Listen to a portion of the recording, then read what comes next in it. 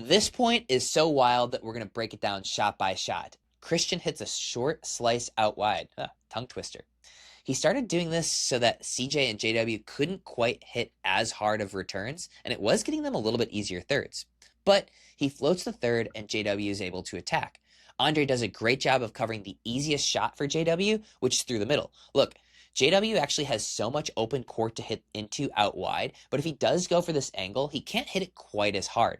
Even though he was in position, he still pops the ball up, but they have a little bit of time to get themselves back into position. Christian makes a nasty dig here, but they keep backing up to give themselves a little bit more time to recover. CJ does a great job of finding a cross-court angle here. When your opponents are back like that, it's so hard to angle the ball away from him, and Andre has to full stretch just to get this ball up. In order to give himself a little bit more time to recover, he throws up a lob. Christian knows that Andre will be recovered in time, so he doesn't need to cover that middle ball. He holds his ground right in the middle of his box, which allows him to actually cover this crazy angle from JW, and he gets it back with an awkward half-grown stroke, half overhead that he resets perfectly back into the kitchen. When JW has to take this ball off the bounce, all of their advantage is completely relinquished, but CJ isn't completely ready to let go of that advantage. Just like we saw at the end of Game 1 and end of Game 2, Andre takes the ball back behind him, and at the point of contact, the line is pretty wide open. CJ speeds the backhand up hard down the line, and Andre is able to get it only on the full stretch.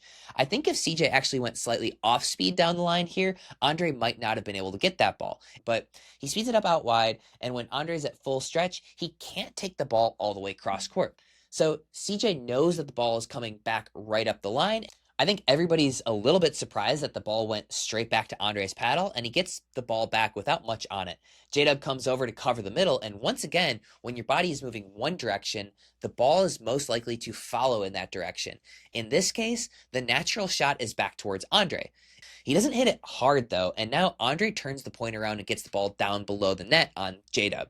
From here, J-Dub's just trying to keep the point alive for the most part. He gets caught almost slicing across the ball, and it goes back through the middle, but a little bit too low for Andre to do much with. J-Dub is finally able to get the opportunity to pull the ball back towards Christian, who's been patiently waiting his turn this entire firefight. Christian somehow changes directions here and goes towards CJ.